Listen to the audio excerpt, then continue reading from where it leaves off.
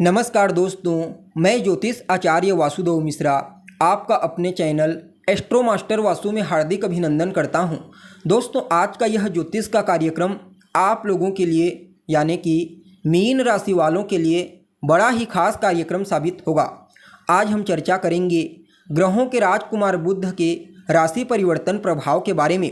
जी हाँ, बीते 29 जून 2024 की दोपहर 12:20 पर युवराज बुध अपनी वर्तमान साधारण राशि वायु तत्वीय राशि मिथुन राशि को छोड़कर चंद्रदेव की साधारण राशि जल तत्वीय राशि कर्क राशि में प्रवेश कर चुके ने, जहां कि वो 19 जुलाई 2024 की प्रातःकाल तक रहेंगे और इसके पश्चात सिंह राशि में प्रवेश कर जाएंगे।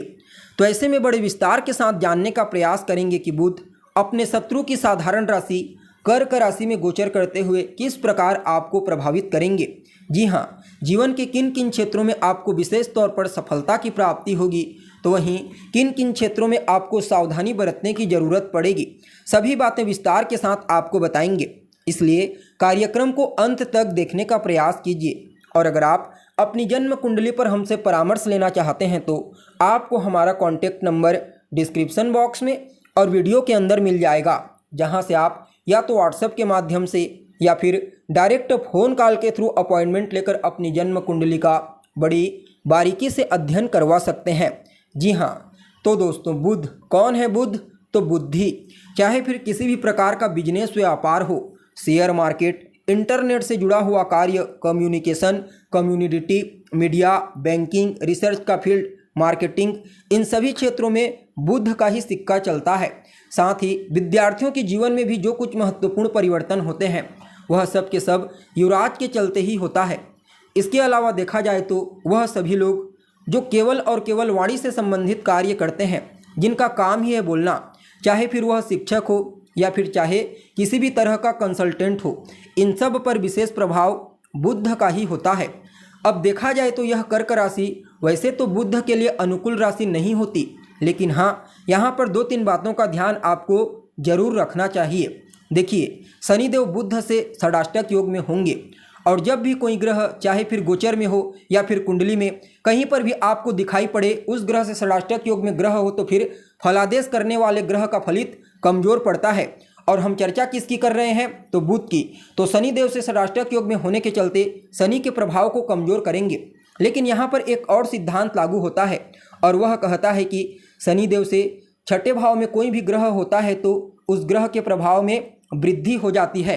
जी हाँ, तो यहाँ पर बुध के चलते जीवन काल में कुछ समस्याएं तो उत्पन्न होंगी, व्यापार इत्यादि के क्षेत्र में वाणी के कारण शत्रु भी बनेंगे, लेकिन बुध से शनि छठे में होंगे, जिसके चलते आपके जो शत्रु बनेंगे, जो आपको नुकसान पहुंचाने की कोशिश करेंगे, कहीं ना कहीं अवश्य ही वह मुंह की खाएंगे। इसके अलावा देखा जाए तो राहु के साथ नवम पंचम का योग बनेगा, देवगुरु बृहस्पति के साथ तीसरे 11वें का अर्थात लाभ का कॉम्बिनेशन बनेगा। फलतः युवराज के इस गोचर को कुछ मामलों में सावधानी बरतने के साथ आपके लिए अत्यंत ही श्रेष्ठ परिणाम प्रदायक कहा जा सकता है। जी हाँ, अब देखा जाए तो आप सभी मीन राशि के जातकों के लिए बुध का यह गोचर आपकी राशि से पंचम भाव में हुआ है। पंचम भाव किस चीज़ का होता है? तो आपकी विद्या, बुद्धि और संतान का स्थान होता है। तो ऐसे में पंचम भाव से बुध का गोचर करना, जो कि आपके लिए कोई कारक ग्रह के रूप में तो कार्य नहीं करते, फलतः संतान को लेकर के थोड़ी चिंता उत्पन्न होगी। जी हाँ, चाहे संतान के स्वास्थ्य को लेकर के हो, उसके शिक्षा को लेकर के हो या फिर उसके व्यवहार को लेकर के। अगर आप स्वयं एक विद्यार्थी हैं तो आपकी शिक्षा बाधित हो जाएगी, आपका मन पढ़ाई लिखाई में बिल्कुल भी नहीं लगेगा। लेकिन हाँ, अगर आप विदेश जाकर शिक्षा ग्रहण करना चाहते हैं, विदेश में पढ़ाई करने के लिए प्रयत्नशील हैं, तो यह गोचर आपके लिए उत्तम साबित होगा। बाकी जीवन साथी के स्वास्थ्य पर भी इसका प्रतिकूल प्रभाव पड़ेगा। हालांकि अगर आप पार्टनरशिप में व्यापार करते हैं तो वहां पर आपको ज़बरदस्त फायदा मिलेगा। पार्टनर की कही गई बातों को अगर आप मानते हैं तो उससे भी आपके लाभ मिलने की प्रबल संभावना बनती हुई नजर आ रही है। हालांकि आपको सुनी सुनाई बातों पर विश्वास नहीं करना है। सुनी सुनाई बातों पर विश्वास करके कोई भी कदम मत उठाइए, अन्यथा स्थिति आपकी बिगड़ जाएगी। इसके अलावा देखा जाए तो जो लोग मीडिया के फील्ड से जुड़े हुए हैं, लेखन के फील्ड से जुड़े हुए हैं, उन लोगों के लिए यह गोचर अत्यंत ही श्रेष्ठ साबित होगा। बाकी लाभ भाव पर दृष्टि पड़ेगी, जिसके चलते लाभ के कुछ नए अवसर आपको प्राप्त होंगे। यानी कि कुल मिलाकर के देखा जाए तो बुध का यह गोचर आप सभी मीन राशि वालों के लिए मिला जुला परिणाम लेकर के आया है। यानी कि कुछ मामलों में सावधानी बरतने के साथ कुछ मामलों में आगे बढ़ने के अवसर आपको प्राप्त होंगे। फिर भी इस समयावधि को और बेहतर बनाने के लिए, अपने अनुकूल बनाने के लिए आप गाय की सेवा कीजिए, गाय को हरा चारा खिलाइए और गणेश जी की आराधना करना भी आपके लिए अत्यंत ही श्रेष्ठ साबित होगा। जी हाँ, तो दोस्तों कैसी लगी आपको जानकारी? उम्मीद करते हैं जानकारी आपको पसंद आई होगी। जानकारी अच्छी लगे तो इसे अपने दोस्तों के साथ, अपने रिश्तेदारों के साथ शेयर जरूर करें। अभी के लिए बस इतना ही। पुनः मुलाकात होगी एक नए और ताज़ा एपिसोड में। तब तक के लिए नमस्कार।